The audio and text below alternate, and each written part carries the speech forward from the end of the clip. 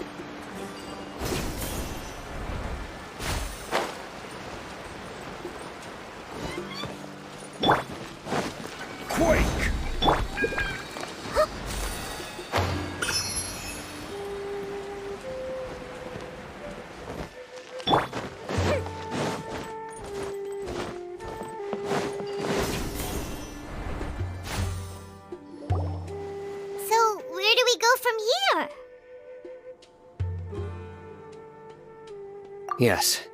After leaving the village, we should head straight toward the desert.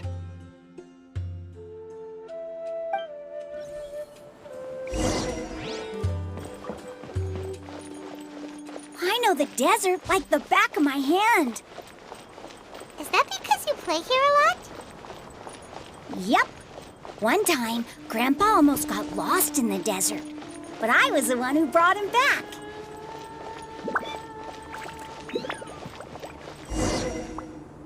There's something here. What's this? It's buried in the sand. And Paimon thought running around everywhere was already enough work. Okay. So, we have... These are likely fragments of an academia-developed device, something akin to a headset. Looks like there were more than one village keeper. They must have been escorted this way because there are device fragments scattered around here. Let's split up and search the area. Chances are that we'll find other things nearby.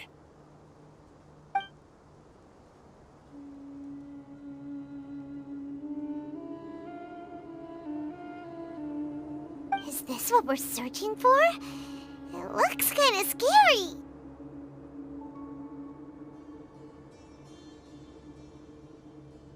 This is definitely a device used to extract divine knowledge. How did it end up buried in the sand? That can't have been part of the plan. They must have been attacked along the way. Wait, what? Grandpa, I hope you're okay. Don't worry, your grandpa's gonna be fine. Razak didn't display any signs of starvation or dehydration, which means that they left fairly recently. We should be able to catch up. One more thing. Given that the device had been entirely covered by sand, I believe the attack must have happened prior to the sandstorm. Let's keep going. They can't have gone far.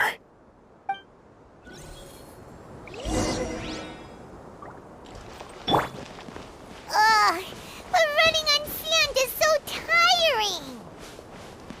But you're flying, aren't you, Paimon? Is flying over sand tiring too?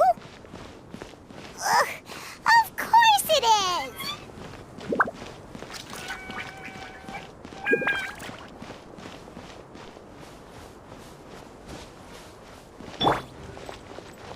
Voices, over there. It sounds like an argument. Whoa, you have really good ears. Don't get any closer.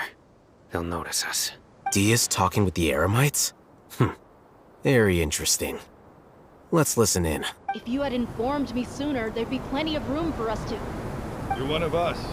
We would never lie. Scholars. You don't know as much as I do. Need me to... I knew it. That's our Dia. Dia? Why would you... Dia! Hey, what are you doing? Huh? Didn't you say you'd help me find Grandpa? What? Well, look who's here. Ain't that something? This complicates things. You've betrayed Aru village? So, this is the great General Mahamatra. Dear, you'd be better off as my assistant than hanging around with this motley crew. Seen for yourself. I have the means and methods, and my... I'm not the type that's easily swayed, Raman. You of all people should know that. Wait, what's going on, Dia? Whose side are you on here? Shut it, Paimon. It doesn't matter. Whichever side you pick, nothing can deter us from the grand mission of resurrecting King Deshret. Once our Lord of Old returns to this land, we will have a new beginning.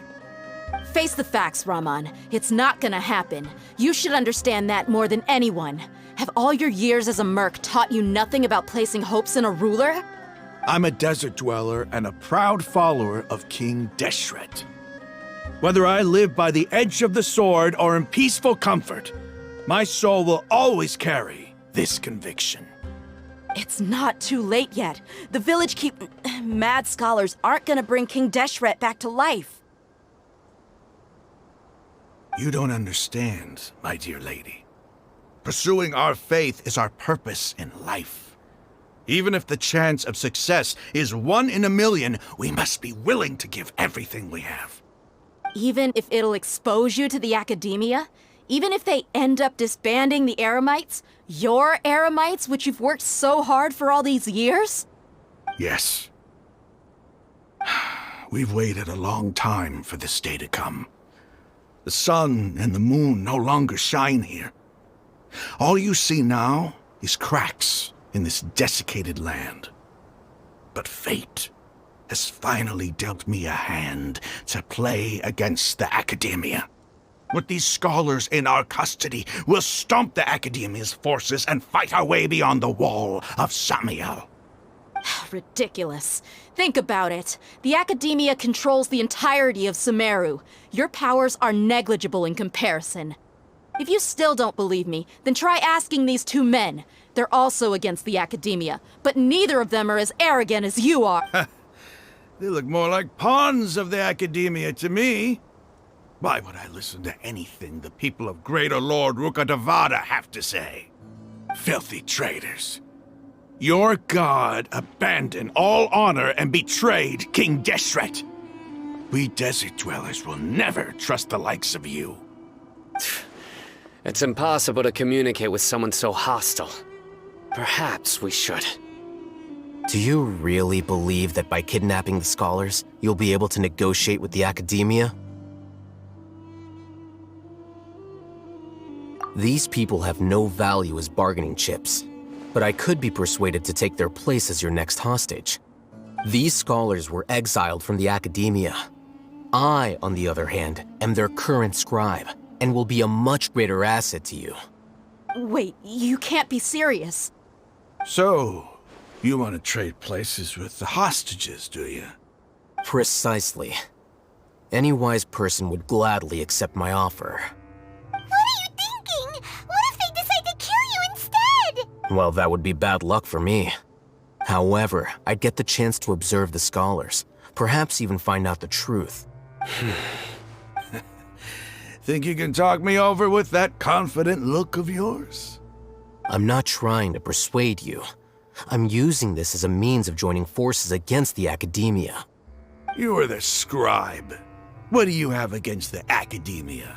Not all desert dwellers believe in King Deshret, and the same applies to the academia. Why must all knowledge seekers approve of the academia's way of doing things? You academia scum.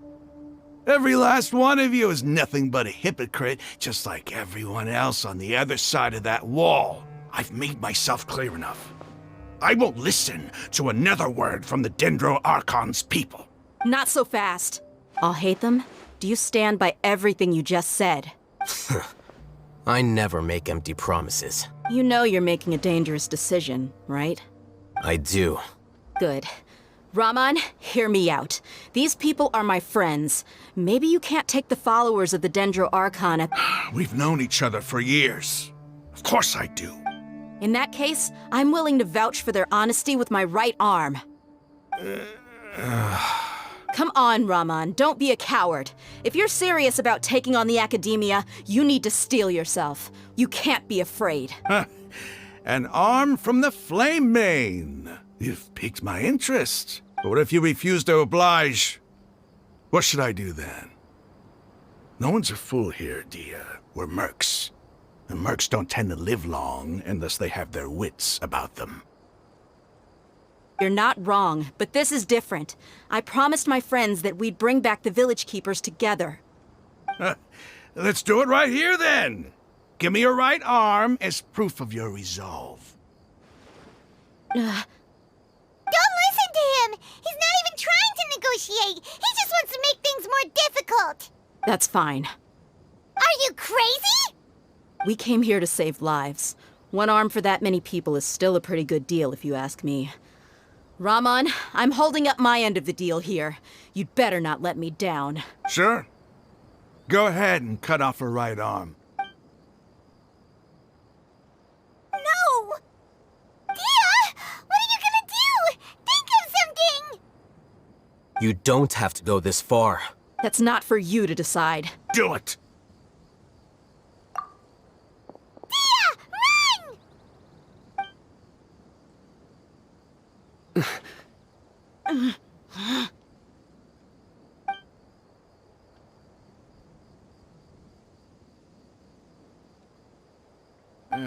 Stop! What's wrong? Can't do it? Flame Mane, you and I are both desert folk. Cutting off your arm is no different than cutting off my own fingers. Where's the sense in cutting my own kin to pieces? You've shown me that you're serious. Go on now, take your friends and leave. Meet me in the desert at noon tomorrow.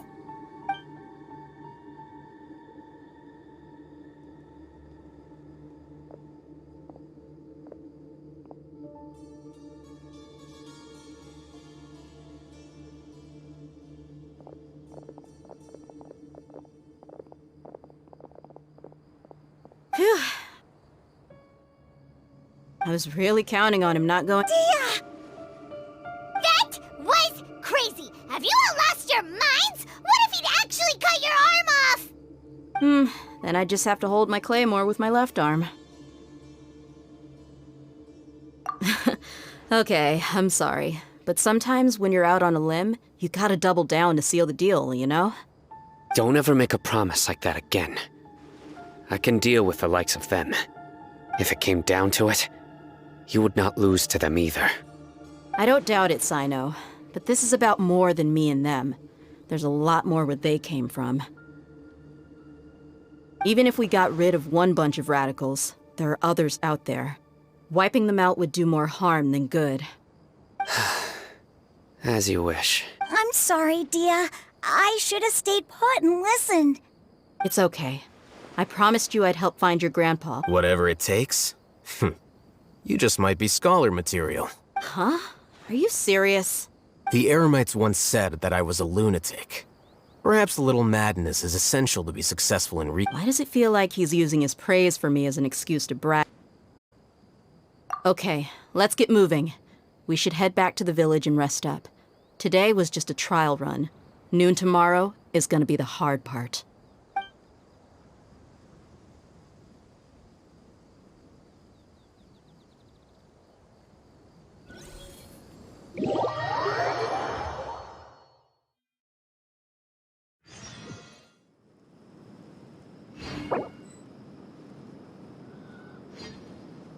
Fireworks are for now, but friends are forever.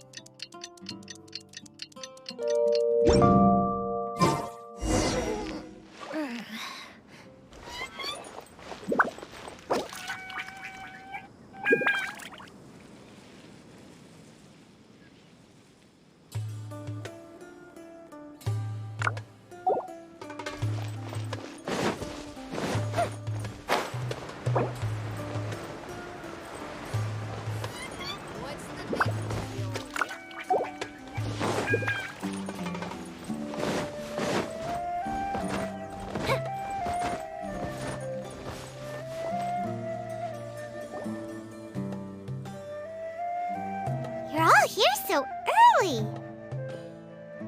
Looks like we have everyone here. Isak, are you sure you want to come with us? I'll watch from a safe distance. Dia, I want to be there to bring Grandpa home. Okay, let's go then.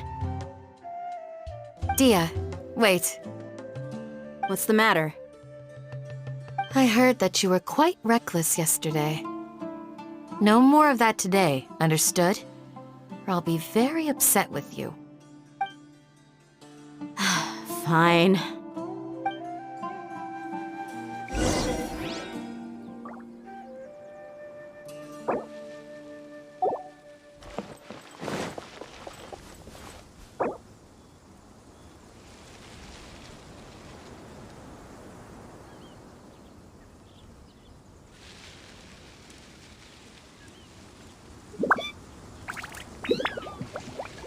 Have you ever kept goldfish as pets? They're very cute.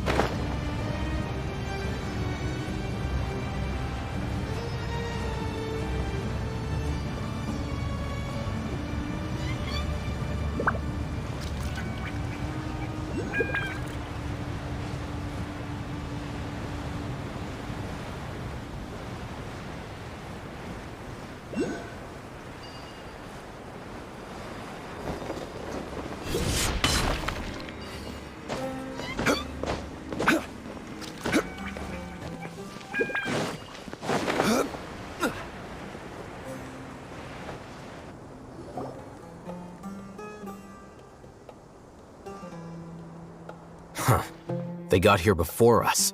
Uh-oh. Is it because Paimon overslept by 5 minutes and held everyone up? Is everything ready? Absolutely. Although, you brought fewer people than I imagined.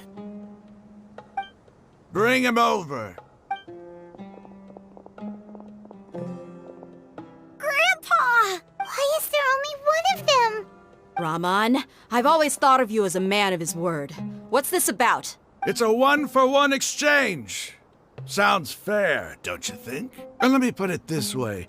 Agreeing to any kind of deal with the Dendro Archon's people is already a huge compromise on my part. Don't you think you've asked enough?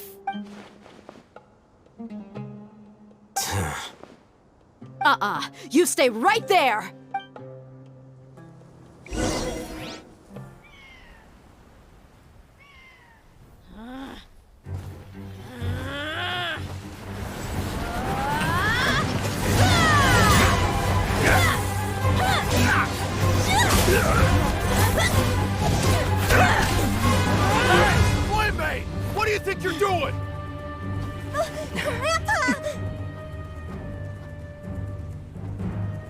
Don't you see this blade here? You coward! Why are your hands shaking? Wait a second! It's a earthquake!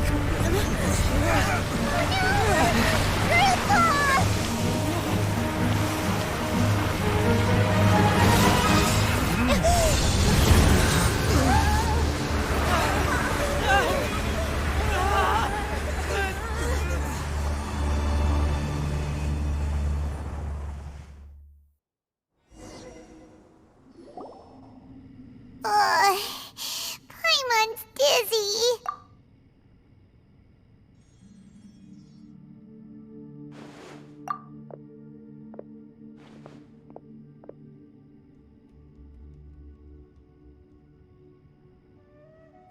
This day's going just great. What a nuisance. The sand dune collapsed. I saw an energy field. The village keeper protected us. It glowed green with dendro. Just like you said, it may well have been the remains of Lesser Lord Kusanali's power inside the scholar's body. The Dendro Archon. The present one. Grandpa? Grandpa? Oh no, he's getting confused again. Hey, look around you. Did there used to be a temple here?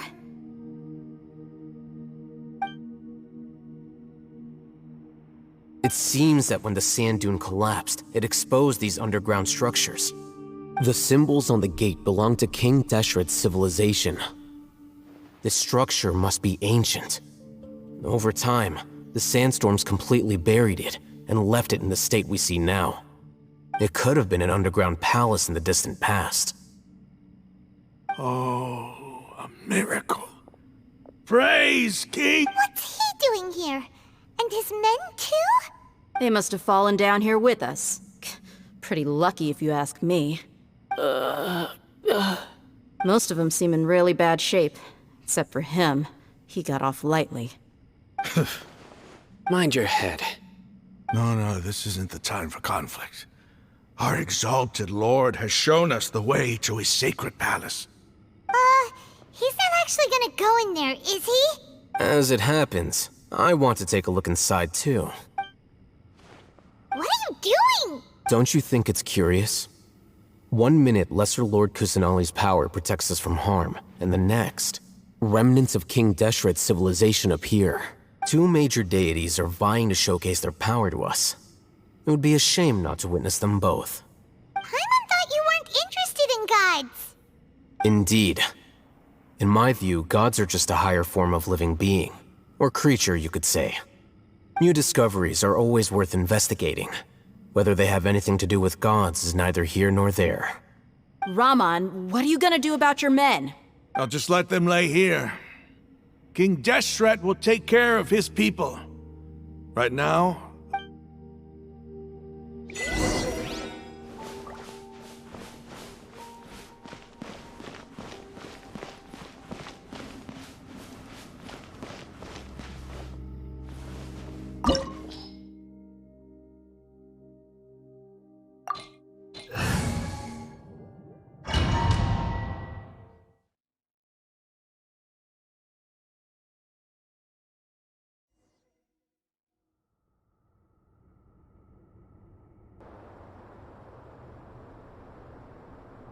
It's full of life here. This defies comprehension. It looked completely desolate from the outside. Yet, it flows with energy inside. Yeah, and there's so many plants. It's so pretty. Sir Raman. Huh? Me? Do you see another Raman here? Are you mocking me? What do you mean, sir? Interpret it however you want. But there's something I'd like to draw your attention to. While this structure is clearly left over from King Deshret's civilization, the energy that flows in here is that of the Dendro Archon. Whatever you say. It's not like I have a vision. There's nothing to be angry about. Think of this as an academic journey. It does seem kinda strange. If that's true, then we might have to explore this whole area to find an explanation.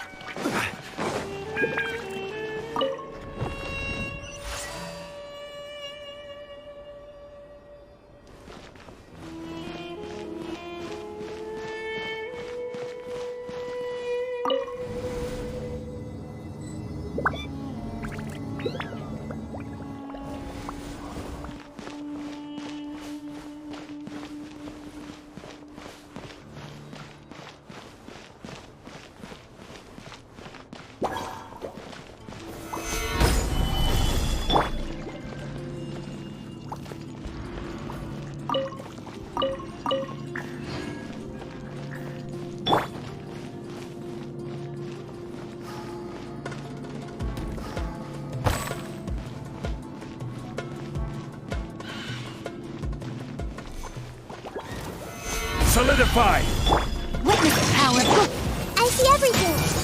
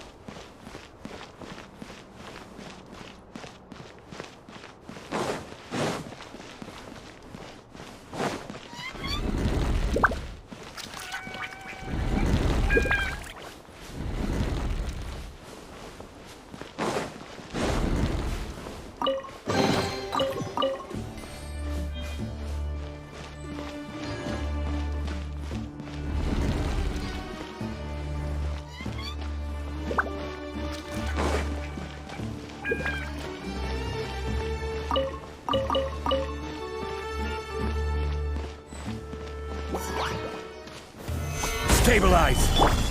Hey! Order guide you!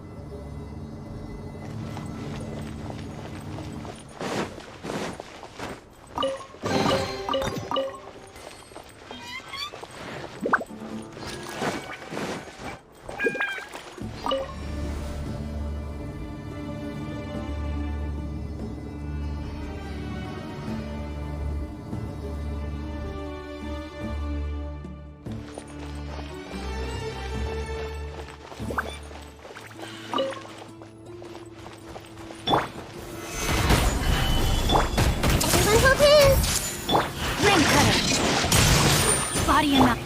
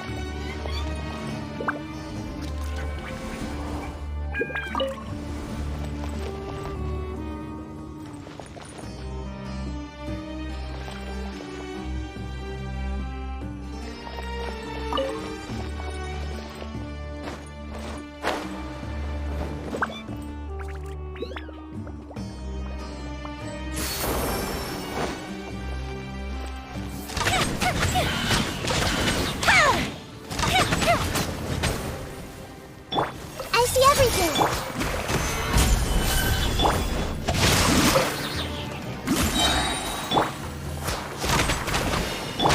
Witness the power of the wild rain outline.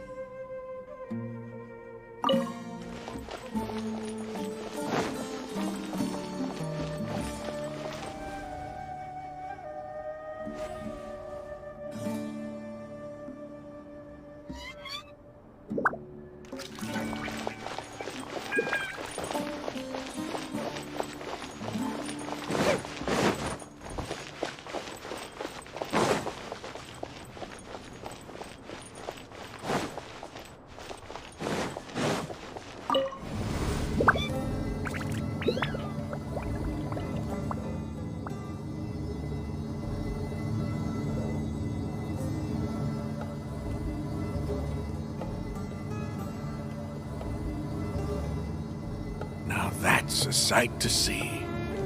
King Deshret's splendor surrounds us. There's so much vegetation here. It's different than what I expected. Sure are a lot of plants for a desert. That's what I call divine providence of King Deshret.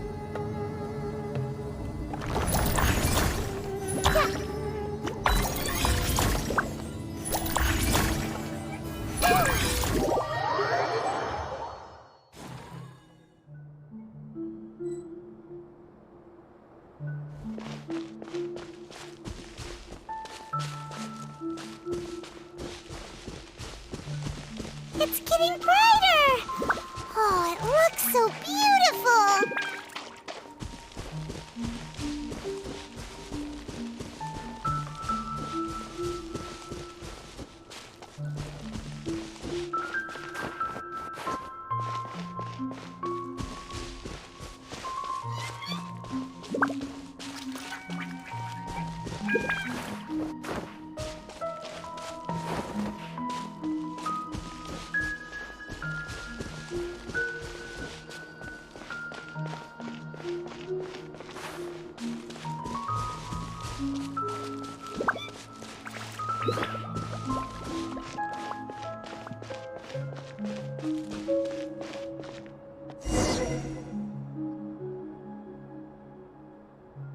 Wait. What's that? A load of flowers! And it looks like there's something among them. These are King Deshret runes. They left something behind. Yes. It's an elegy written in an ancient script. What does it say? Here lies our faithful priest Kasala. His wisdom is a miracle among the people, deserving of high praise and admiration. You can read ancient King Deshret script? Of course. Every student needs to master at least 20 languages before they graduate. He's not serious, right? There's still something off about this place. The elemental energy here is too concentrated. The scent of life. Is it trying to tell us something? Is this it? Analyzing.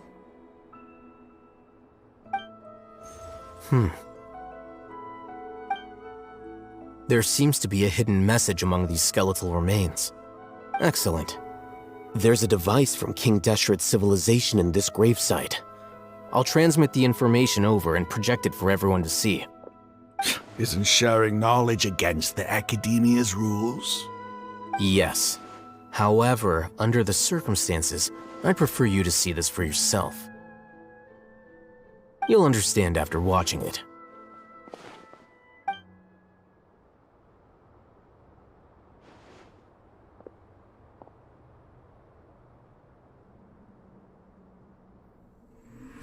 Civilization is born of knowledge, but so too can knowledge be its demise. A disaster caught us unaware. It was knowledge that did not belong to this world. King Deshret brought this forbidden knowledge into our world, and it quickly spread like a plague. People's minds were filled with crazed whispers. Dark gray scales spread across their bodies. Even the land was stripped of its vigor. Only a desperate, deathly silence remained. Were it not for greater Lord Rukkhadevata from the forests, the damage would have been irreversible. She summoned the priests to build temples and infused into them the divine power of life. The disaster was miraculously tempered, and the embers of our civilization were preserved in Aru village. Alas, the miracle could not last. As long as forbidden knowledge continued to exist, it would forever blight this world. In the end, the proud king of the desert, my eternal lord, chose to sacrifice himself.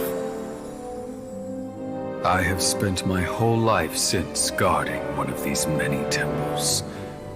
But now, my duty is coming to an end.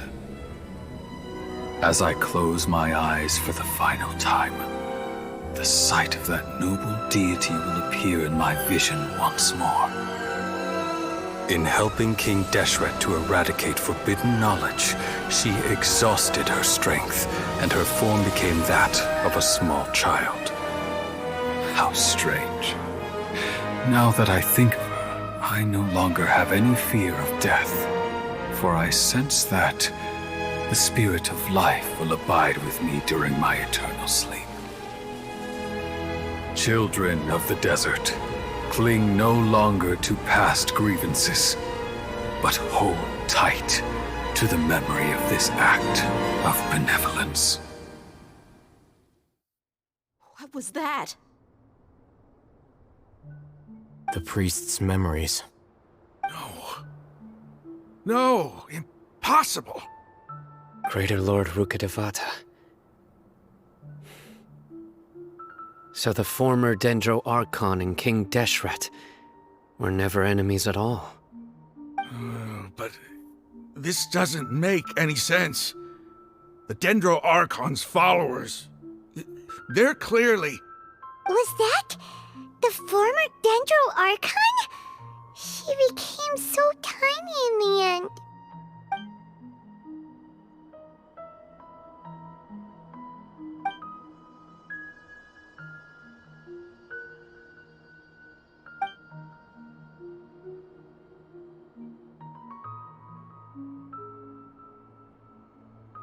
You might be distrustful of the Akasha, but there's no reason for you to doubt King Deshret's technology.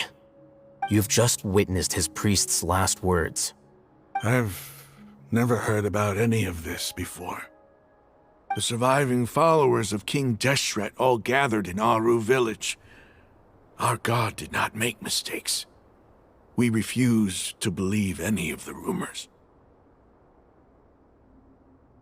King Deshret's death, the all but total annihilation of our civilization, it was all Greater Lord Rukkhadevata's doing.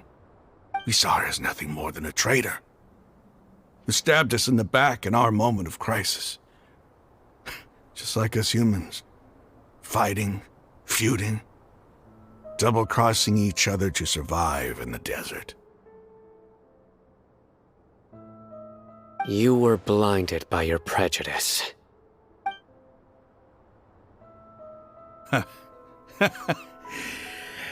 If I hadn't seen this for myself, if I hadn't witnessed his last words with my own eyes, ears, and heart, how could I ever begin to accept this?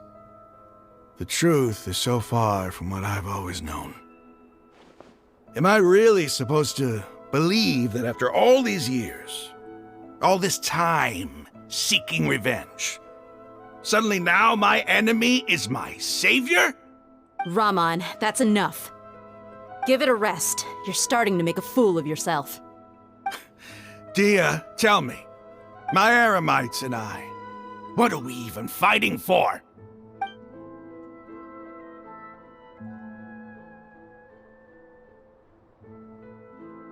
Hey, how you doing? I'll live. Thanks. I should probably go. Can't just stay here forever. What's your next move gonna be? Oh, I know what you're going to ask. I feel deeply ashamed of everything I've done. You'll get everything you're asking for. But please, give me some time. After everything that's happened here today, somehow I need to explain it to the others. It's not gonna be easy. Well, I guess that's for me to deal with. Dia, this is where our camp's located. Make a note of it. When would be a good time for us to go? Tomorrow, I'll convince everyone that we're all on the same side. And I'll return every last one of your your village keepers. We'll share our other resources with you, too.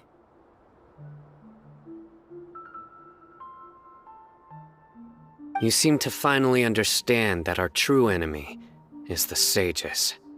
Yes. The gods never gave up on anyone. It's the people responsible for all this that need to face the consequences of their actions. That must have been rough, but he seems to have figured things out now. Raman's no fool. Being the leader of your own faction in the desert is no easy feat. It's too bad he was held back by his belief in King Deshret. But now that that's changed, I guess we have a few more people on our side. The outcome, at least, is favorable. We should get going too. Let's head back, have a proper meal, and a nice, long sleep. We'll need all our energy tomorrow.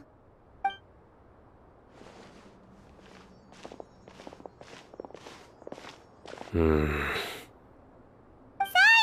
we're leaving! Stop yelling.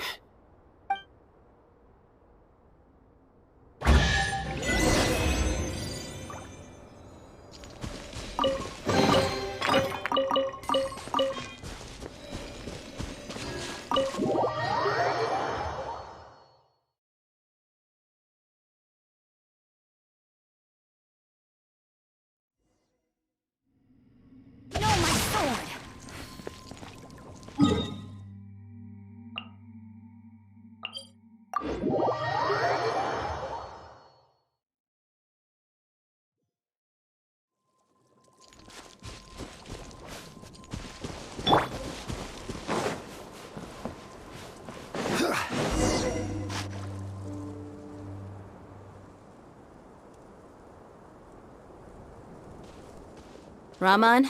Everything's been arranged. Someone will bring the village keepers back to Aru village. I guess all I can say now is... Don't mention it.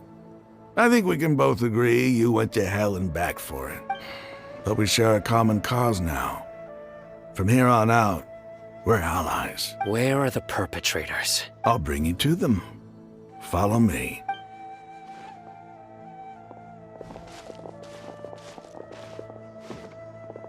So these are the people who kidnapped the village keepers. Oh no, it's the scrub! There's no need to yell. We've been all over the desert trying to find you! That's right.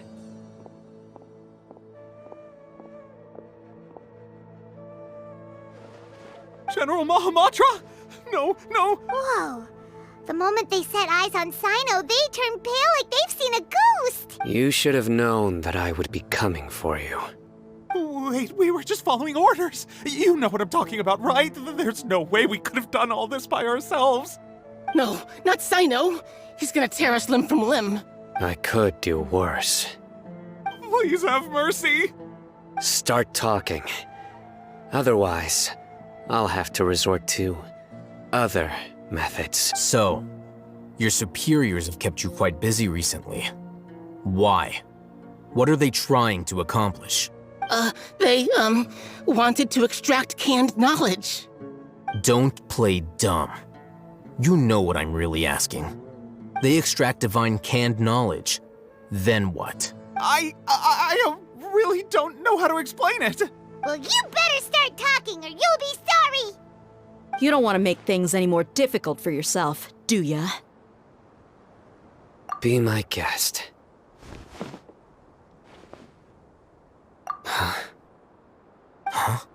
Uh-huh. That sure didn't sound like a fancy metaphor or anything. You're serious, aren't you? How did you know? There's no use hiding it now. Yes, you're right. The Academia is working on an important and potentially world-changing project. They are creating a new god. A god that will belong to them and to the people of Sumeru. It may seem as if Sumeru's academics are thriving, but ever since the death of Greater Lord Rukkhadevata, scholarly breakthroughs have been few and far between. The withering of Irminsul has been getting worse recently.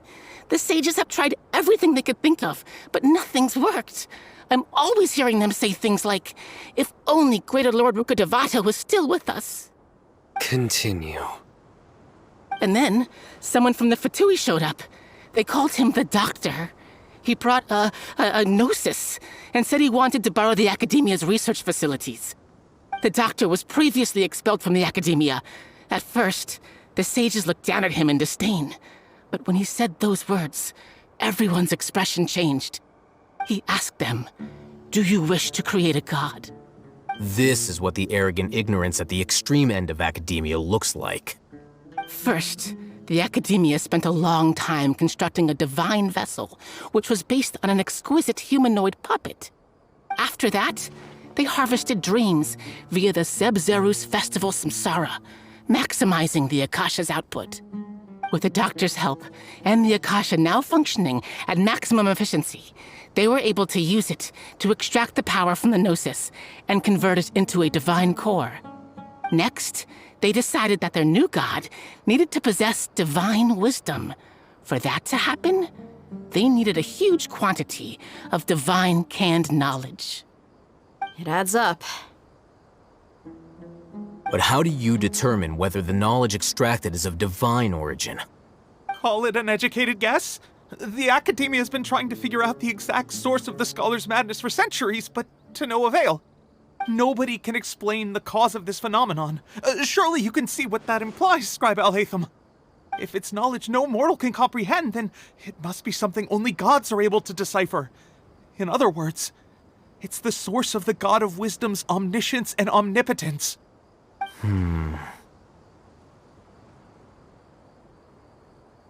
You must have noticed by now. The Academia doesn't care about who their god is. It's the ability to exercise control over knowledge and wisdom that matters. It is as if they are cursed with a desire for omniscience and omnipotence that burns in their blood. Some organisms demonstrate phototaxis, and thus orient their entire lives in respect to sources of light. For the sages, their only source of hope is the existence of a deity who embodies the acme of wisdom. This is but a form of phototaxis. For many scholars, the absence of a god of wisdom means stumbling in the darkness for the duration of their lives. Then what does Lesser Lord Kusanali mean to you? And each... Is she not a true god present in this world? If you already have a new god, why try to create another one? From the beginning, the Academia has never treated her as a god. When the Academia first discovered Lesser Lord Kusanali, the newborn god of wisdom, the sages hoped that she would be as wise as Greater Lord Rukkhadevata. But upon evaluation, they found that at the time she possessed no more intelligence than any ordinary human child. The sages never had a ruder awakening. This forced them to accept that Greater Lord Ruka Devata had indeed passed away. Not to mention that Lesser Lord Kusanali's gnosis had been used to power the Akasha this entire time. By herself, she has neither an Archon's raw power, nor the spectacular insight expected of a god of wisdom. Slowly but surely, people began to forget about her existence. So, this is the path the sages have chosen.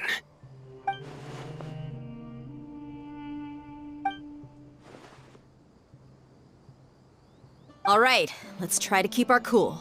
If everyone's in a bad mood, then let's change up our... Raman, give me a few men to help us escort the village keepers back to the village. And these 2 scholars, they're coming too. Sure, as you wish.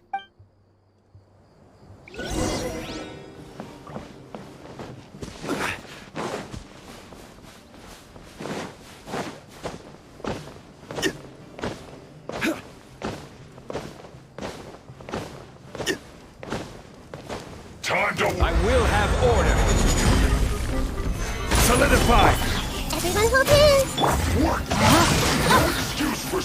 Rain cutter! Fire hazard!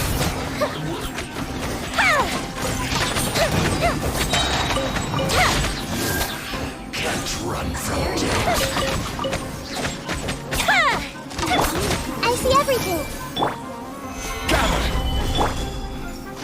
Time to rain outlines your fate. Witness the power of Gugwa. Fuse is lit!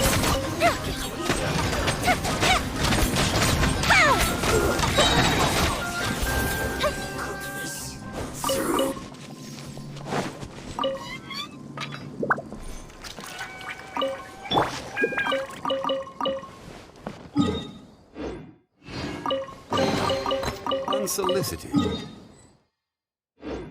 And all the more valuable for it.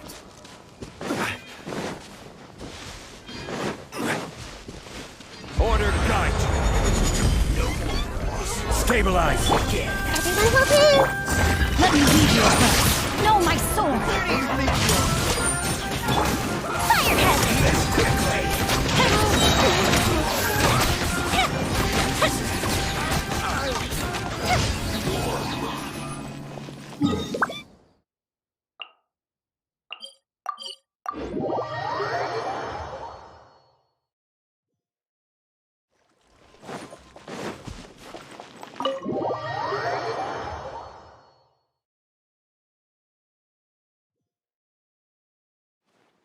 The village keepers you've found have all been returned to their homes, and each one has a dedicated caregiver to look after them.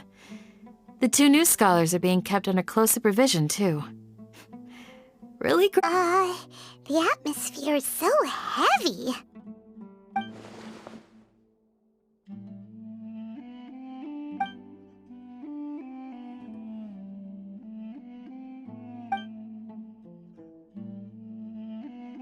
Hey! Say something! Stop spacing out! Come on, is there nothing left to talk about? In that case, let's all get some water and try to think about something else. Or I can go fetch some snacks. Oh! Paimon's so coming with you! Do you have any plans, Traveler? Gods above, you're not talking about work, are you? So you were still withholding some information?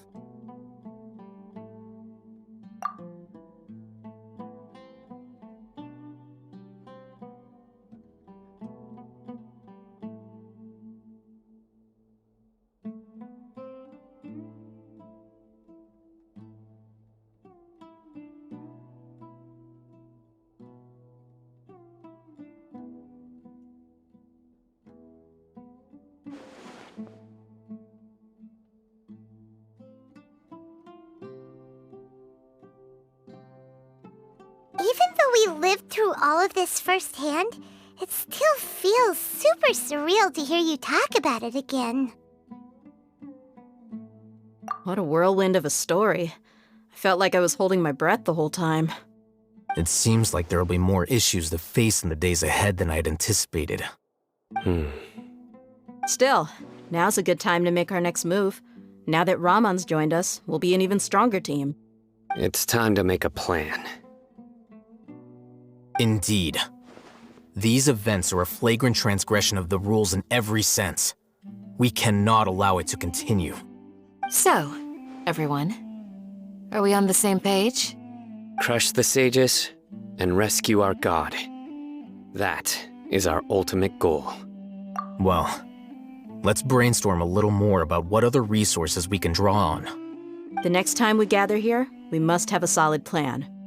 Yep, it'll work out for sure.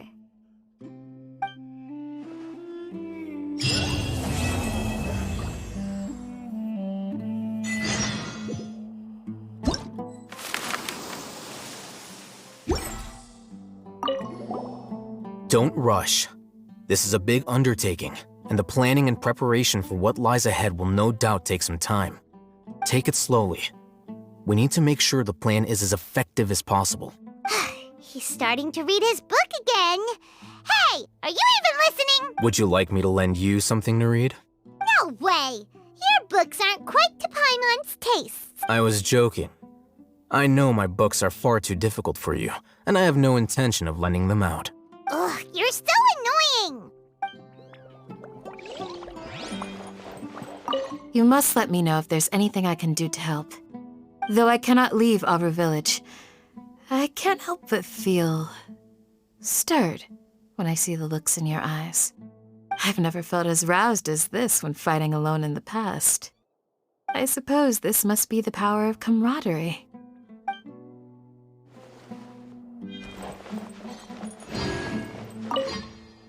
In the past, I never imagined that even the gods could suffer from hardship. If we can find a way to change all of this, will this nation become a better place? The past few days have been some of the most challenging work I've ever taken on, and none of it'll earn me a single mora. I can't believe it. Look on the bright side, Dia. Maybe we'll get a huge reward after this is all over. You've got a point. Hey, what would you do if you woke up tomorrow with more money than you could ever spend? Paimon would buy boatloads of tasty snacks. That's it? And maybe some tasty drinks as well? How adorable. Well, here's to all our indulgent fantasies. If there's a chance they can come true, I'll give it my best shot. And here's hoping that everything we do from now on will change this world for the better.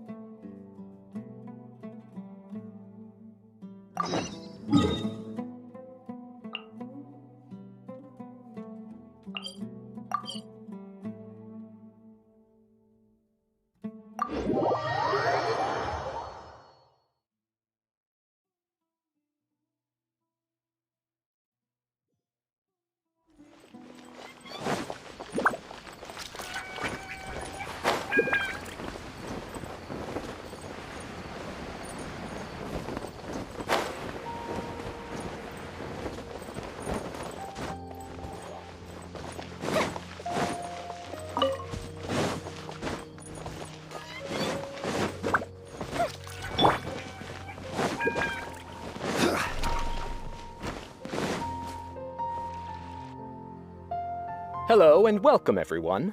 I am Safwan, a scholar from the Academia, and I will serve as this debate's adjudicator.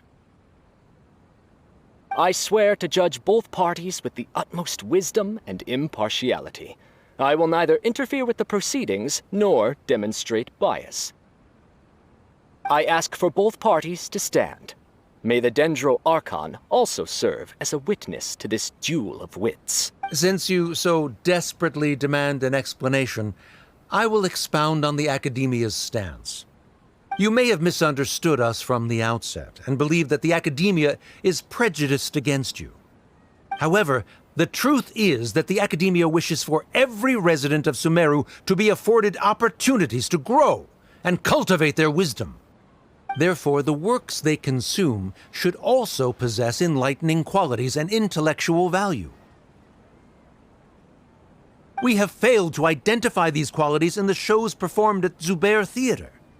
In other words, instead of struggling against the Academia in pointless confrontations, if you had spent your time reflecting on improving the quality of your shows and enlightening your audience, Zubair Theater would not be today facing such a tragic fate.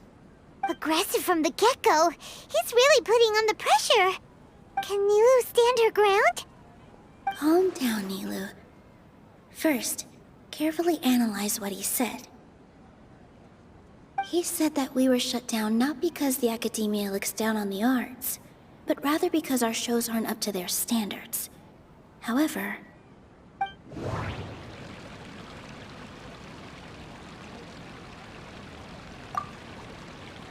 don't think that would make for a good rebuttal.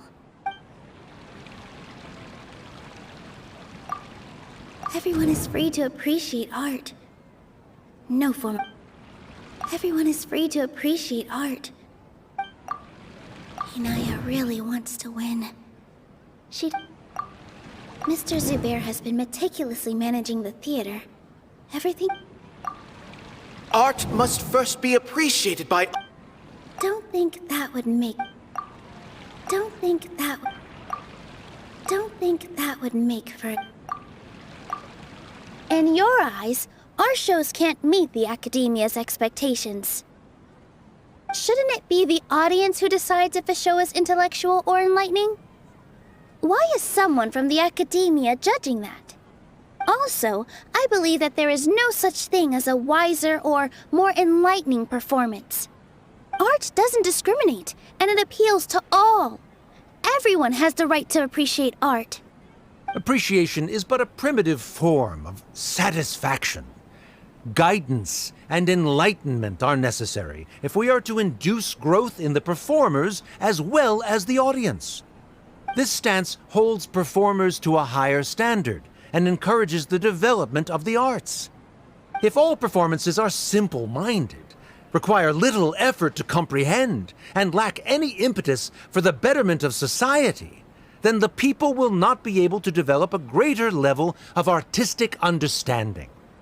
Nurturing the populace's understanding requires a long and arduous process, and guiding this process is the Academia's true goal.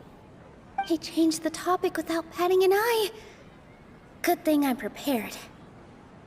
If I remember correctly, what I should say here is...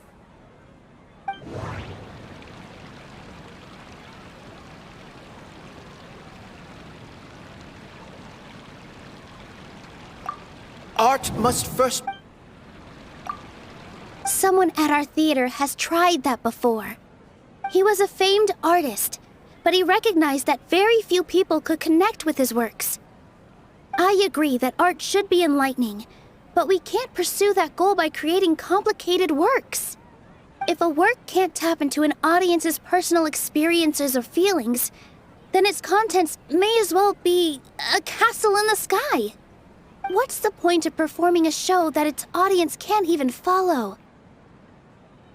That would only be forcing people to watch something they don't like. You can only reach that conclusion from a place of ignorance. In that case, before passing judgment, you should first become a better dancer than me. You tell them, Nilu. Looks like he's backed himself into a corner. As the party holding the burden of proof, Sharif has failed to provide sufficient support for his judgment of the quality of Zubair Theater's programs. Likewise, the definition that Nilu put forth is but her personal opinion. Neither party is the victor for this particular point of contention. Additionally, I must request that both parties exercise greater control on their emotions.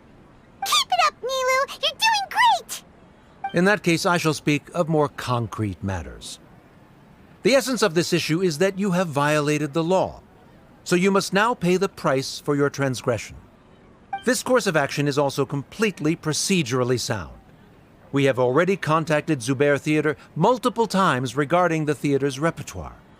However, you have consciously ignored our warnings, or perhaps your compliance was purely superficial. Regardless, that failure has indirectly led to the present day's proceedings. That is indeed so, according to the laws decreed by the Academia. He started talking about procedural stuff, so I need to focus on...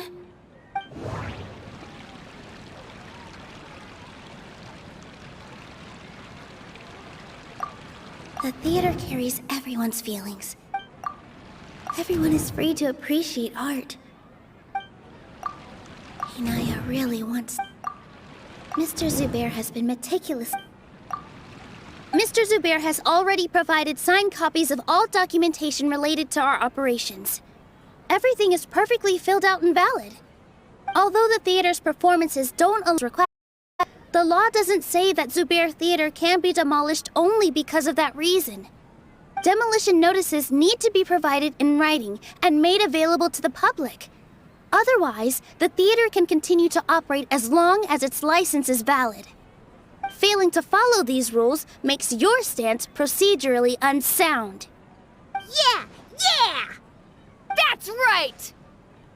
There are different ways to apply the rules. There is precedent for this. So long as this matter is discussed within the Academia, this course of action will come to pass. Looking at the past 27 cases of similar nature, 90% of them support Sharif's claim and position. However, the demolition process in those cases was only started after discussion at the Academia. In other words, premature notice of demolition is indeed a rash act. That's more than enough. We've proven that the order is unreasonable as it currently stands. Cease your futile resistance. Nilu's definitely won this point, right? You're right. Stay focused, Nilu. Even if permission for demolition has yet to be obtained, it is a fact that your performances violated the Academia's policies on numerous occasions. Based on that fact, we can permanently revoke your right to perform in Sumeru. Under the current system, it is indeed possible to immediately revoke Zubair Theater's performing rights. That's a thing? Rather than protecting Zubair Theater, I surmise that your true intention is to maintain your hold over your audience and their patronage as your source of income. Without them, Zubair Theater is nothing more than an empty building. And without its performances, the theater has nothing else of value. What you said isn't true at all. Keep it cool, Nilu! Right. I need to keep calm, but just a little more. Zubair Theater isn't just a performance venue to us. No. Zubair Theater should be...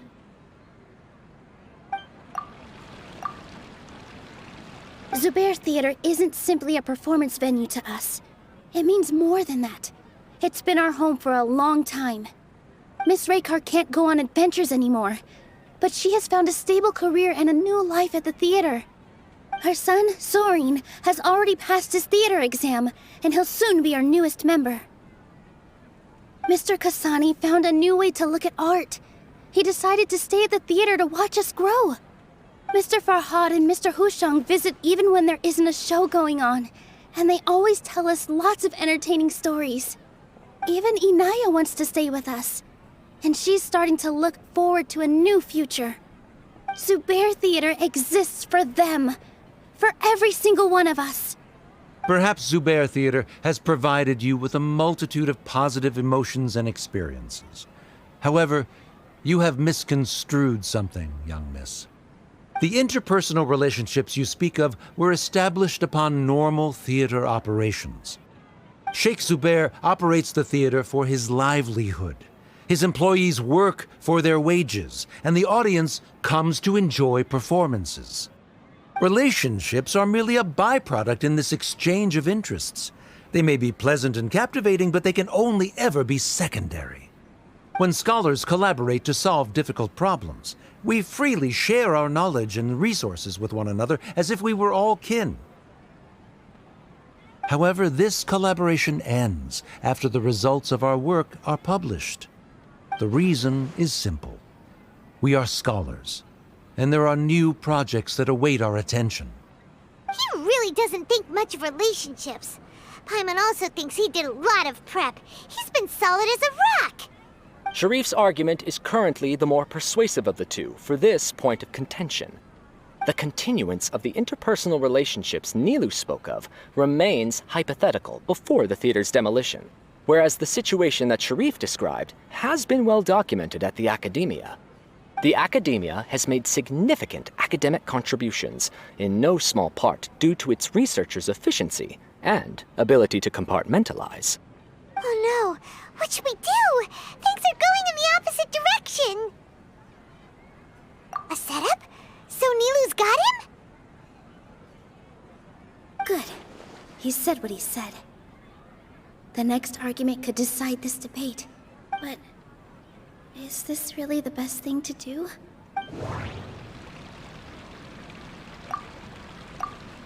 She already agreed to this. Mr. Sharif believes that interpersonal relationships are a byproduct of working towards a goal. Once that goal is achieved or abandoned, those relationships would have no more reason to continue. Then, if someone has failed to live up to his expectations... If someone has failed to live up to your expectations and ran away from home, then she shouldn't be your daughter anymore. Right? Inaya... Sorry, Nilu. As expected, I should be the one to say it. You don't need to shoulder this responsibility for me. If in your eyes, the purpose of my existence is to become your academic successor, then that goal has ended in complete failure. By your logic, that means there is no more reason to sustain our relationship as father and daughter. Members of the audience who do not belong to either debate party, please speak with caution. Let her speak. What she does not say, Nilu will. No matter how many disagreements we've had, the truth is that you are still my father. You're so immersed in your own world, you can't understand why we come together for the sake of relationship. Yeah, don't look down on us. You can watch a dance anywhere, but there's only one Zubair Theater. I'm almost starting to feel sorry for this guy, what with the idiotic things he said. Order! Order! Members of the audience, do not interrupt debate proceedings. I confess that this is the final argument we had prepared.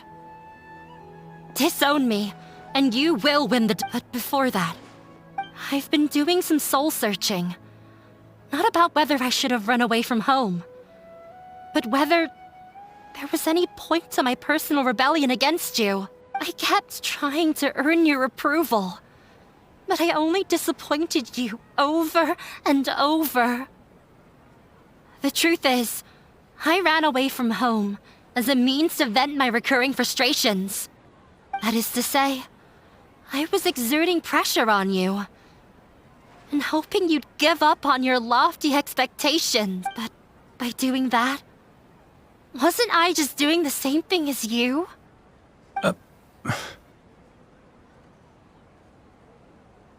I won't force my expectations upon you anymore. At Zubair Theater, I have found the life I've always wanted. I will move on from my family troubles and strive towards my new goal. But if you dare to harm this place, then I will stand with my friends here and fight against you. This is not the time to space out, Sharif. The debate is still underway. You already consider them to be your friends. You should be asking us that question! Of course we are! Miss Inaya is a really good friend. It was a bit of a process, but we won her over. Make no mistake. All those who come to Zubair Theater become one of us. We will always be with her. Such puerile simplicity. However,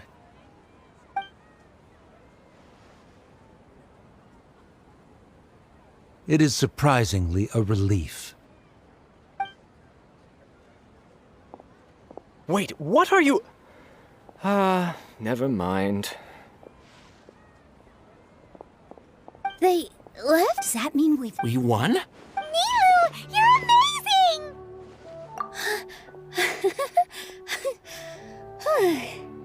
I relaxed for a moment and I feel a little faint. It looks like he still has a place for her in his heart. Terrific work, Nilu and Anaya. They likely won't cause any more trouble for us. Didn't know you could get so fierce.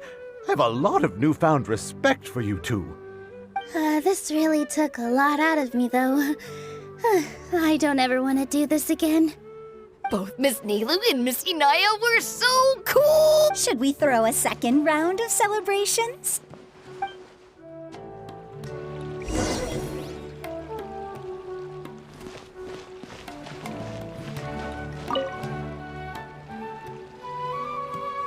Oh, it's you.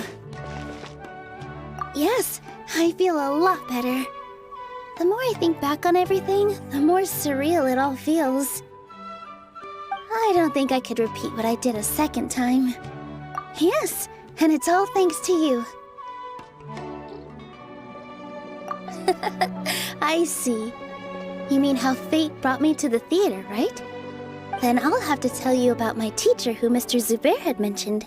Mr. Zubair opened his theater when I was still a child. There was a beautiful dancer, and from the moment I saw her, I couldn't look away. I thought to myself, the gods must have blessed her with such talent. But later on, she would actually smile down at me and say, just the opposite, in fact. Yeah. She said, dance is an art born from toil. It isn't a gift from the gods, but a creation by our own hands. It is a beautiful thing born from our life experiences. Whenever there is joy or something to be celebrated, people will dance. In other words, any place where people can effortlessly begin a dance will for sure be filled with the blessings of everyone's happiness. She wasn't looking for flowers and applause. All she wanted was to see her audience smile. Right, the same as what Mr. Kasani believes. I was completely moved by what she had said, so I started taking dance lessons from her. And later on, I began to dance here in her stead. Before she retired, she told me, for as long as you live, never forget what dance means to others. This is why Mr. Zubair and I never intended to listen to the academia. Even though it ended up causing everyone a whole lot of trouble, thankfully, everything worked out in the end. Although, I do have a small regret, yeah. Even though she has already decided to stop fighting with her father, they never managed to have a real conversation with each other. Before he left, Mr. Sharif looked like he had a lot on his mind. He probably has a lot of things he wants to say, but will now perhaps never get a chance to. Yeah, but I still hope that things can change. It never hurts to have hope. You and Paimon are more than welcome to keep attending our shows. Who knows? Next time, you might see Inaya on the stage. Are you still worried about Inaya? Let's be You two are welcome here anytime. I think I already see you two as people of the Grand Bazaar. Yep, without a doubt.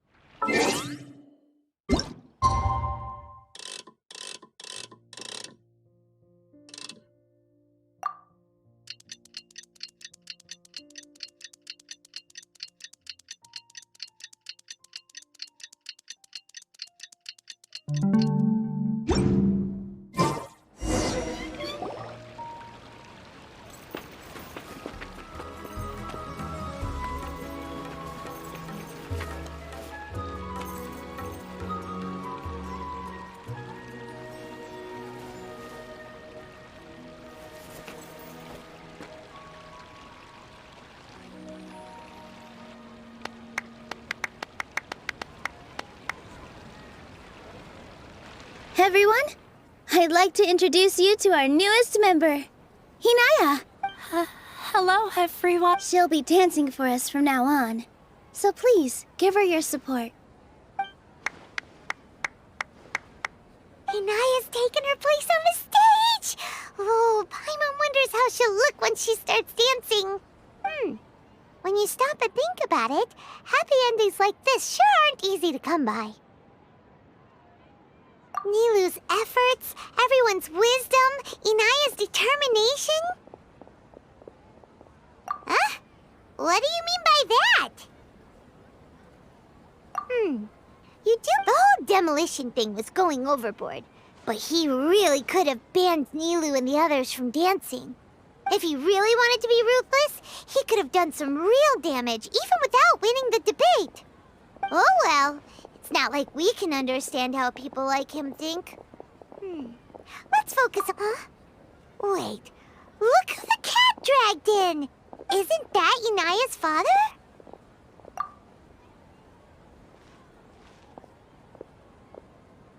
Oh, it's you two. I don't have much to do today, so I just...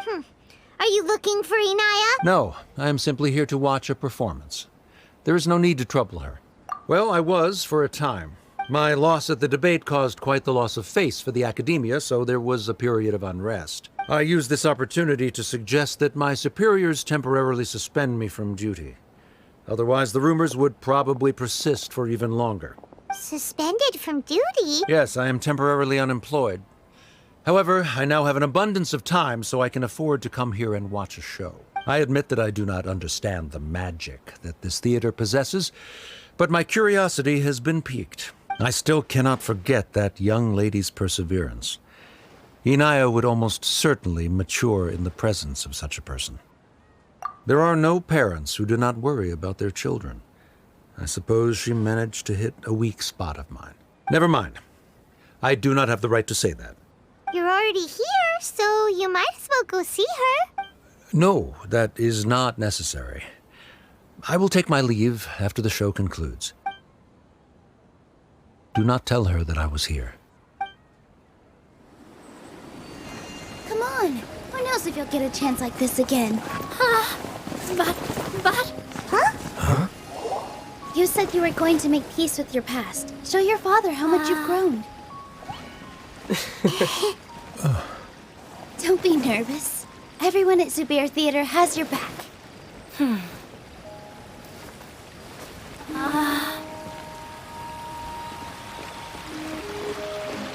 Hey, let's go somewhere else. We should give them some space. You sure they'll be okay? I don't know, but I think we should have faith in them.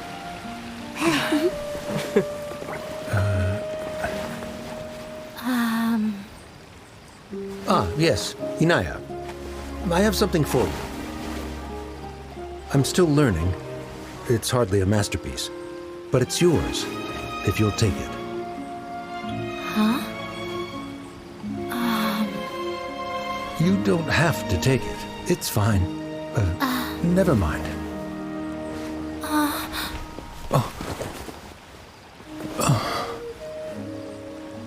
Let's have a heart-to-heart, Father.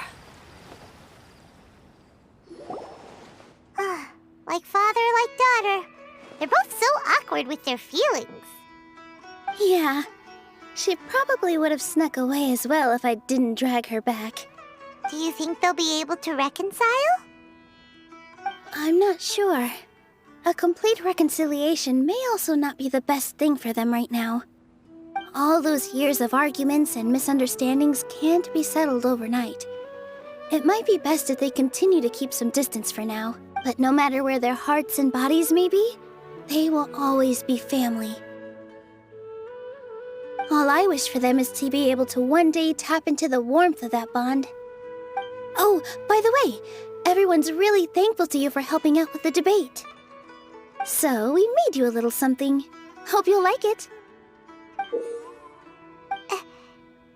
Whoa! This is amazing! It's so... We've also never made anything this complicated before.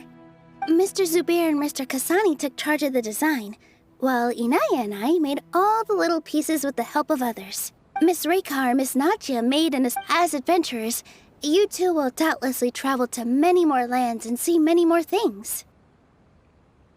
That's why we hope that your time at Zubair Theater will become a fond memory of your journey. You two are welcome back anytime. We'll come back and watch you dance whenever we get the chance. You're welcome. And there's no need to be so polite. You learned fast. Come on, take it. This is the story of you and me.